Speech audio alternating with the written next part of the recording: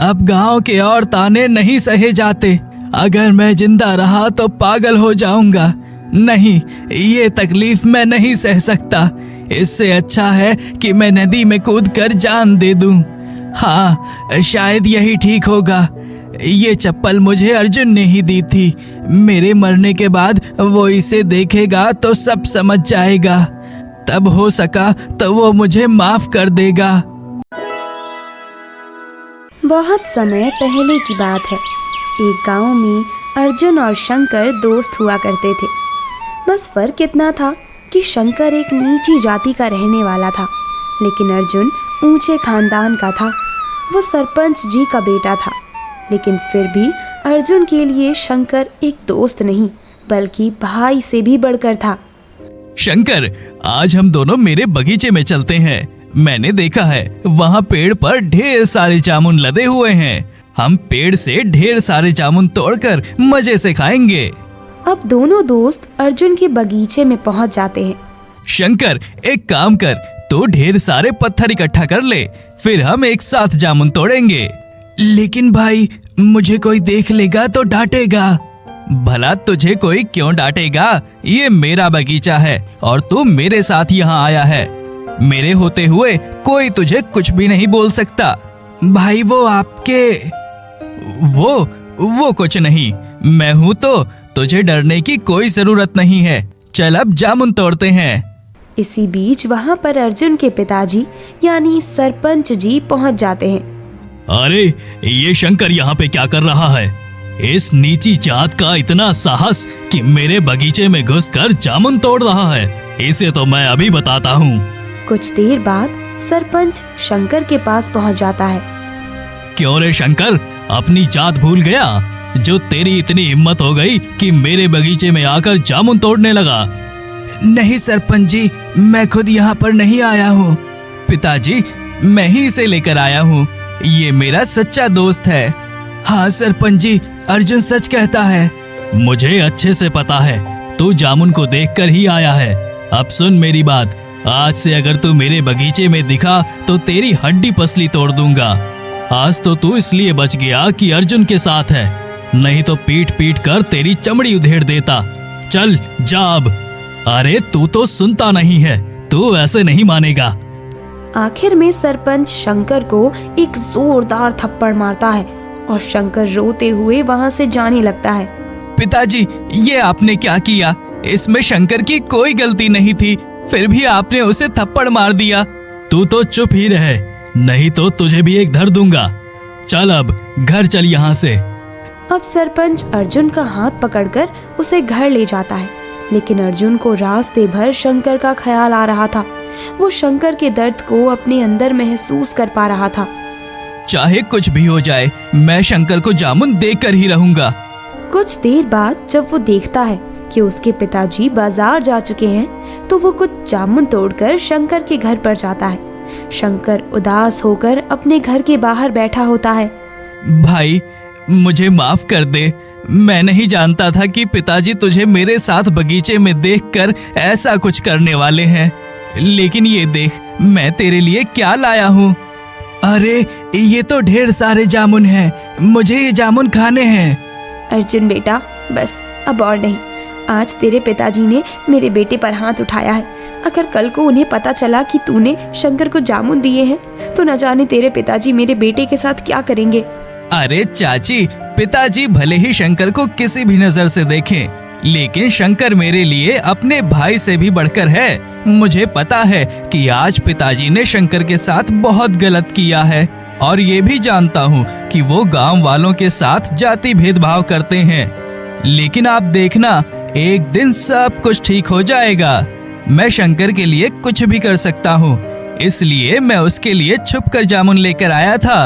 अर्जुन की बात सुनकर उमा की आंखें भर आती हैं। सदा खुश रह बेटा। अगर आज शंकर का बड़ा भाई भी होता तो वो भी उसे तेरे जितना प्यार नहीं कर पाता।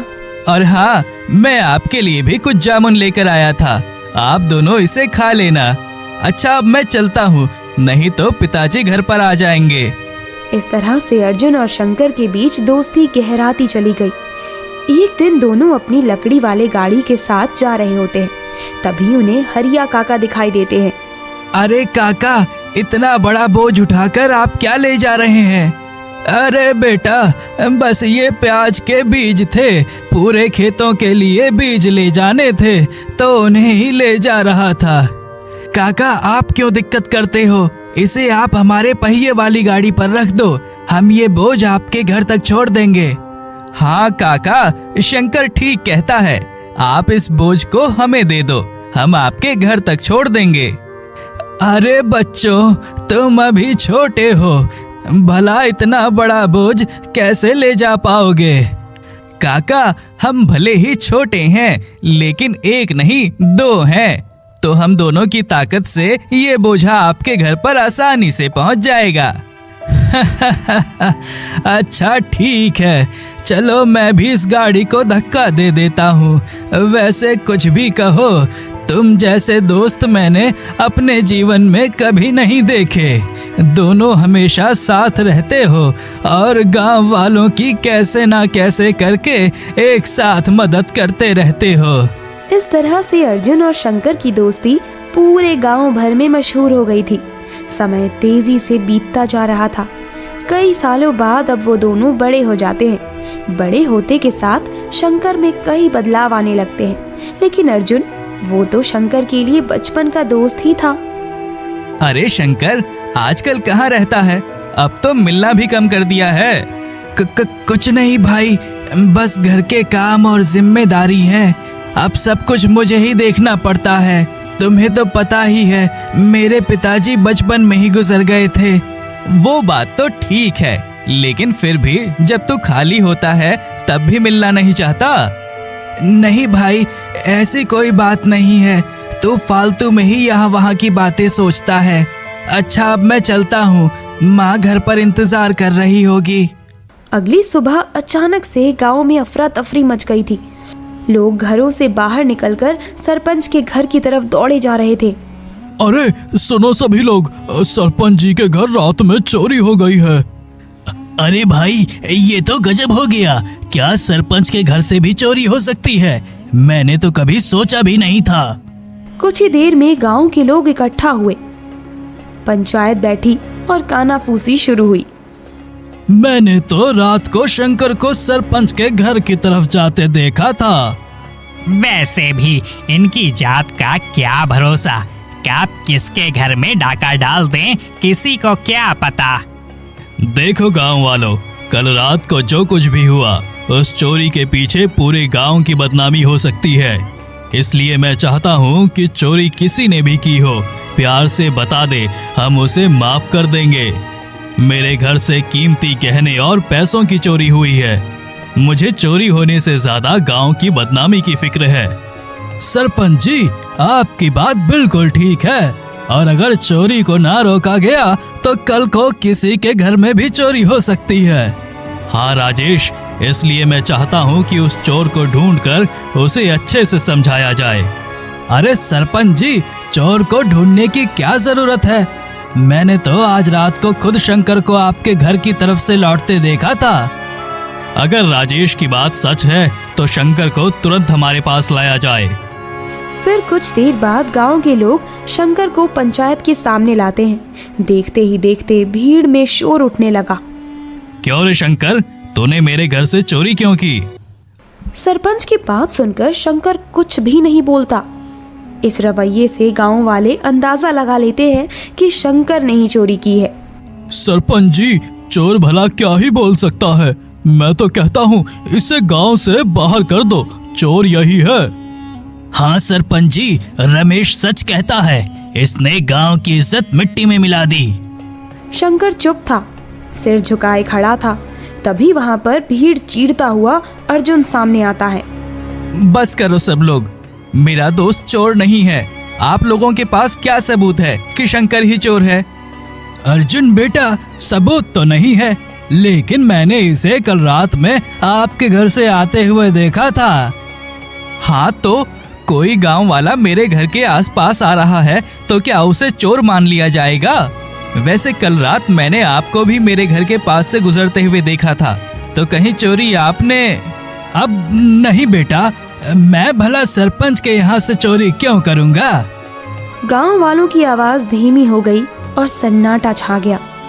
ये अर्जुन तो दोस्ती में अंधा हो गया है। हाँ भाई, ना जाने शंकर ने अर्जुन पर क्या जादू कर दिया है। बचपन से लेकर आज तक बस शंकर को अपने भाई से भी ज्यादा मानता है। अर्जुन बेटा, अगर शंकर बेकसूर है तो ये कुछ बोलता क्यों नहीं है? कम से कम इसके अंदर अपनी बेगुनाही बताने की हिम्मत तो होनी चाहिए। अर्जुन थोड़ी देर के लिए चुप हो जाता है। ये भी तो हो सकता है कि जिसे आप छोटी जाति का बोलते हो वो आपके सामने कुछ बोलने की हिम्मत ना कर पाता हो और अंदर से आपसे डरा हुआ हो। कुछ देर बाद पंचायत खत्म कर दी जाती है और सबूत ना होने पर शंकर को बेगुनाह मान लिया जाता है। आज रात को अर्जुन मंदिर की सीढ़ियों पर अकेला बैठा था। वो हाथ जोड़कर भगवान से बुदबुदा रहा था। भगवान, अगर शंकर ने कुछ किया है तो मुझे भी सजा जरूर देना। गांव में हर दिन एक नई बात उड़ रही थी।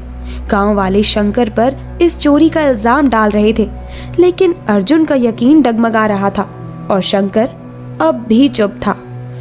अगले दिन नदी किनारे झाड़ियों में कुछ बच्चे खेल रहे थे। तभी किसी ने एक थैला देखा। अरे देखो, इसमें तो गहने और पैसे हैं। ये तो चोरी का सामान लग रहा है। अरे हाँ, ये तो सच में गहने और पैसे हैं। कहीं ये सरपंच के तो नहीं है? हाँ हाँ, हो सकता है। अगर सच में ऐसा है तो हमें सरपंच जी से सब बताना होगा। जब सरपंच को इस बात की खबर लगी तो गांव वालों ने पुलिस बुलाई। सबका ध्यान उस थैले पर था। ये देखिए, उंगलियों के निशान साफ हैं और ये शंकर के ही हैं। खबर फैलते ही गांव में खलबली मच गई, लेकिन सबसे बड़ा झटका अर्जुन को लगा जब उसे इस बात की खबर हुई। अर्जुन उस समय खेत में अकेला हल चला रहा था। तभी एक आदमी दौड़ता हुआ आया। अर्जुन भैया, चोरी का सामान मिल गया और उस सामान पर उंगलियों के निशान शंकर के ही हैं। अर्जुन के हाथ से हल गिर गया। वो घुटनों के बल जमीन पर बैठ गया। उसके हाथ कांप रहे थे और दिल जैसे टूट गया हो। शंकर, ये तूने क्या कर दिया? मेरे भाई, तू ऐसा नहीं कर सकता। अब अर्जुन बिना कुछ बोले वहां से जाने लगता है। शाम को वो चुपचाप शंकर के पास गया। शंकर पेड़ के नीचे बैठा था। उसकी आंखें नीचे झुकी हुई थी। शंकर, मैं बस यही जानना चाहता हूँ, तूने ऐसा क्यों किया? अर्जुन को देखकर शंकर चुप रहा, फिर धीरे से सिर झुका लिया। जिसे मैंने खुद से बढ़कर माना, आज उसी ने मेरा भरोसा तोड़ दिया। अरे एक बार तूने अपनी जरूरत बताई होती, मैं तेरे लिए हर चीज लाकर दे देता। लेकिन आज तूने चोरी करके मेरी और पूरे गांव वालों की नाक कटवा दी। याद रखना शंकर, मैं तुझे इतनी बड़ी गलती के बदले कभी माफ नहीं करूंगा। अर्जुन कुछ देर उसे देखता रहा, फिर चुपचाप वापस चला गया। घर पहुंचते ही वो माँ के सीने से लग गया और फूट फूट कर रोया। माँ, जिस पर मैं अपनी जान से भी ज्यादा भरोसा करता था, आज उसी ने मेरे भरोसे का गला घोंट दिया।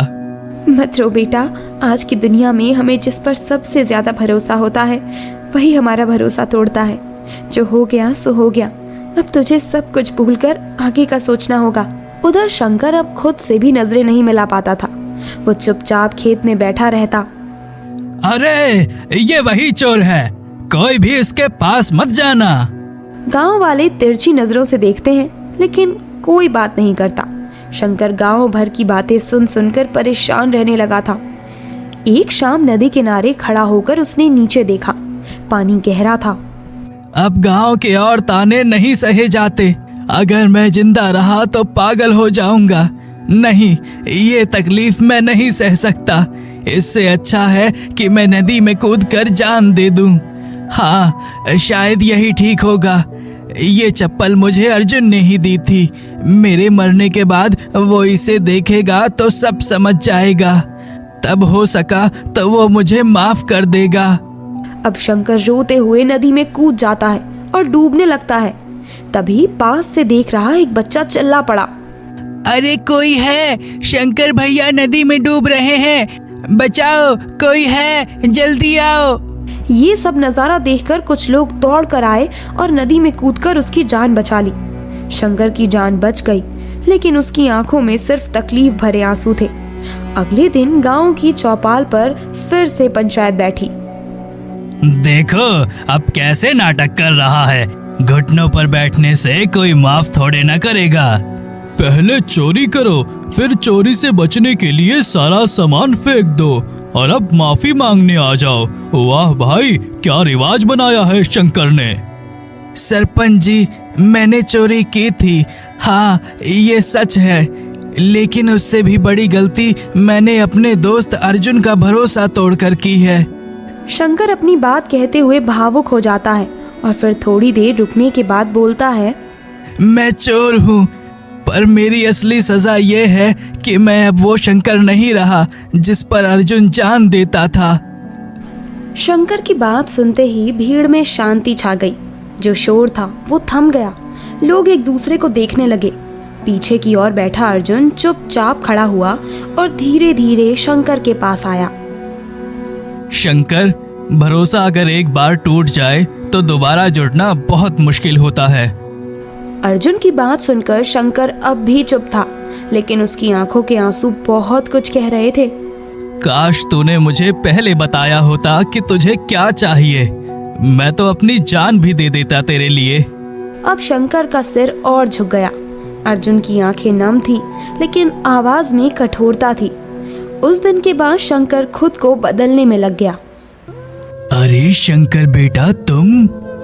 हाँ पंडित जी, मैंने अपने जीवन में बहुत गलती की है, लेकिन अब मैं बदलना चाहता हूँ। अगर आप मुझे मंदिर की सफाई और देखभाल का काम दे दें तो मैं पूरे मन से ये काम करूँगा। अरे हाँ, क्यों नहीं बेटा, ये तो दान पुण्य का काम है।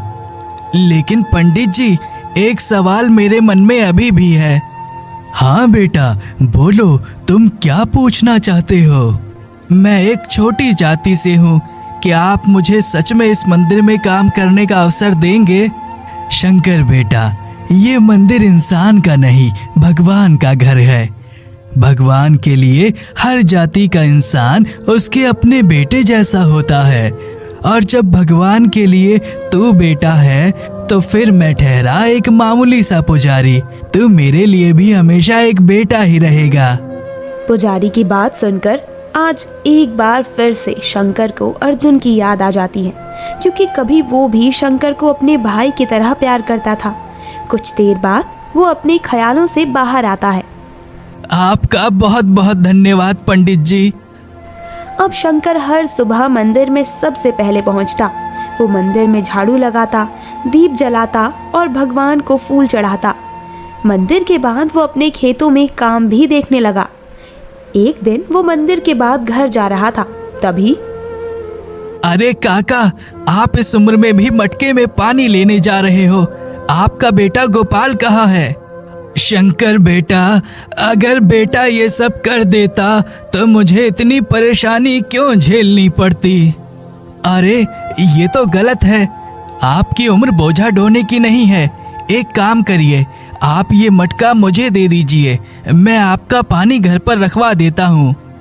इस तरह से जिसे लोग नीची जाति का चोर कहते थे, वही अब गांव के बुजुर्गों का सहारा बनता गया। ये वही शंकर है ना? कितना बदल गया है बेचारा। आज वो गांव के हर बुजुर्ग की मदद करता है।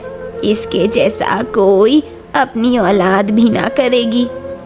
हाँ काकी, आप ठीक कहती हो, शंकर अब ईमानदार बन गया है। शंकर अब किसी से उम्मीद नहीं करता था। वो अपने किए पर पछता रहा था और खुद को सही इंसान साबित करना चाहता था। उधर अर्जुन ने कभी दोबारा बात नहीं की, लेकिन चुपचाप उसका साथ देता रहा। अरे धीरज, आज शंकर को बोल देना कि अपने खेतों में नाली ठीक कर ले। पहले उसके खेत में ही पानी जाएगा, फिर बाद में दूसरे के खेतों में भेज देंगे। ठीक है अर्जुन भैया, मैं अभी जाकर बोल देता हूँ। अर्जुन भले ही शंकर से नाराज था, लेकिन उसने शंकर के लिए हमदर्दी कभी नहीं छोड़ी। अर्जुन भाई, शुक्रिया जो आपने मेरे खेतों में पानी देने से मना नहीं किया। मुझे लगा शायद अब आपकी ट्यूबवेल का पानी मेरे खेतों के लिए बंद हो जाएगा। ऐसी कोई बात नहीं है शंकर, गलतियां और नाराजगी एक तरफ है, लेकिन मैं सिर्फ एक गलती की वजह से इंसानियत को तो नहीं भूल सकता। शुक्रिया भाई। चल अब जल्दी से नाली तैयार कर ले, मैं कुछ देर में ट्यूबवेल स्टार्ट कर दूंगा। ठीक है भाई। इन दिनों नवरात्रि का समय भी आ चुका था। गांव में 9 दिनों की पूजा करने के लिए सभी तैयारियां जोरों शोरों से चल रही थी। गांव में नई मूर्ति की स्थापना को लेकर बातें चल रही थी कि मूर्ति कौन रखेगा। सरपंच जी, इस बार तो गांव में सबसे ज्यादा भलाई शंकर ने ही की है, इसलिए मेरा विचार है कि शंकर ही इस मूर्ति की स्थापना में आगे आए। गंगा काकी की बात सुनकर राजेश भड़क उठा और बोला, काकी, ये आप क्या बोल रही हो? आप उस इंसान को ये पवित्र काम सौंप रही हो जो गांव का सबसे बड़ा चोर है। हाँ राजेश भाई, आप ठीक कहते हो। एक चोर के हाथों ये पवित्र कार्य नहीं होना चाहिए। क्यों भाइयों, आपकी क्या राय है? सुरेश की बात सुनकर गांव के दूसरे मर्द हामी भरने लगते हैं, लेकिन गंगा काकी पूरे शोर को चुप कराकर फिर से बोलती है, बस चुप हो जाओ सभी लोग, बड़े आए पवित्र काम करने वाले। अरे इतना ही पवित्र काम करने का शौक है तो अपने घर के पेटों से करवा लो कुछ काम। जो घर के बुजुर्गों की मदद करने के बदले उन पर ही घर का काम थोप देते हैं। ये शंकर ही एक शख्स है जिसने गांव के बुजुर्गों की अपने माँ बाप की तरह मदद की है। हाँ बिल्कुल ठीक, मुझे अच्छे से याद है। यही वो शंकर था जो बचपन में अपने पहिए वाली गाड़ी पर मेरे सामान को घर तक पहुंचाता था। जो सुख हम बुजुर्गों को शंकर से मिला है, उतना तो पूरे गांव में हमें कभी अपने बच्चों से भी नहीं मिला होगा। हरिया के साथ साथ गांव के सभी बुजुर्ग शंकर के लिए मूर्ति स्थापना को सहमति देने लगते हैं। ठीक है, तो जैसा कि हमारे बड़े बुजुर्गों ने निर्णय लिया है, हम उसी को सहमति देते हैं, क्योंकि इस बात से हमारे गांव के सभी नवयुवक लड़कों को सीख मिलेगी। पंचायत में कुछ पल की चुप्पी रही, फिर एक एक करके सबकी निगाहें शंकर की ओर उठी। शंकर, जो थोड़ी दूर बैठा था, हैरान होकर सबकी नजरें महसूस करने लगा। उसकी आंखें भर आई। मैं तो। हाँ शंकर, अब तू एक चोर नहीं रहा। तूने गांव के बुजुर्गों की भलाई करके अपने पछतावे का सच्चा सबूत पूरे गांव को दिया है। इस बात से हम सभी को पता चला है कि तू अब एक ईमानदार इंसान बन चुका है। भीड़ में कुछ बुजुर्ग लोग मुस्कुराने लगे। शंकर धीरे धीरे उठकर मूर्ति की ओर बढ़ा। मूर्ति काफी भारी थी और शंकर का शरीर महीनों की मेहनत से थका हुआ था। उसने जैसे ही मूर्ति उठाई, उसका शरीर लड़खड़ा गया। भीड़ में हलचल हुई। तभी अर्जुन तेजी से आगे बढ़ा और शंकर को थाम लेता है। संभल कर शंकर, मैं तेरी मदद करता हूँ। इतना भार तू अकेले नहीं संभाल सकता, इसलिए मैं भी तेरे साथ हूँ। उस समय शंकर की आंखें अर्जुन से मिली। उस एक नजर में माफी, पछतावा, अपनापन और एक टूटा हुआ भरोसा दिखाई पड़ता था, जो फिर से जुड़ गया था। शुक्रिया भाई, तुमने मुझे सहारा देकर अपनी दोस्ती को फिर से एक नई दिशा दी है। ये सब तेरी मेहनत और सच्ची ईमानदारी का ही फल है। दोनों ने साथ मिलकर मूर्ति को उठाया और धीरे धीरे मंदिर की ओर ले गए। उधर से गांव की पूरी भीड़ मौन होकर ये नज़ारा देख रही थी। फिर शंकर ने मूर्ति को स्थापित किया। वहां खड़े सभी लोगों की आंखें नम थी। इस मूर्ति में सिर्फ पत्थर नहीं है, इसमें एक इंसान की माफी और दूसरे की इंसानियत बसी है। उधर एक तरफ खड़ा रमेश शंकर के बारे में सोच रहा था। जिसे कभी पूरे गांव वालों ने चोर समझ लिया था, आज उसी ने खुद को बदलकर सच का रास्ता चुन लिया। मुझे दिल से शंकर पर गर्व है। मूर्ति की स्थापना के बाद गांव वाले एकजुट होकर नवरात्रि का पर्व एक साथ मिलकर मनाते हैं। नवरात्रि के खत्म होने के बाद सभी लोग शंकर को सम्मान की नजरों से देखने लगे। अरे शंकर बेटा, कहाँ चल दिए? कहीं नहीं काका, बस जरा बाजार की तरफ जा रहा था। कहिए कोई काम था? हाँ बेटा, मेरा भी कुछ सामान लाना था। ठीक है काका, आप बता दीजिए, मैं बाजार से लेते हुए आऊंगा। अब हरिया शंकर से कुछ चीजों के नाम बताकर उन्हें पैसे देने लगता है। ठीक है काका, अब मैं चलता हूँ। मौसम भी खराब होता चला जा रहा है। समय पर बाजार से ना लौटा तो बारिश शुरू हो जाएगी। इस तरह से शंकर अब पूरे गांव की भलाई करने लगा था। उधर अर्जुन ने एक बार फिर से शंकर के साथ दोस्ती कर ली थी, लेकिन अब शंकर भी बदल चुका था। वो मौका मिलते ही अर्जुन से मिलने जाता था। अब पूरा गांव भी शंकर की गलतियां भूलकर मिलजुल कर खुशी खुशी रहने लगा था।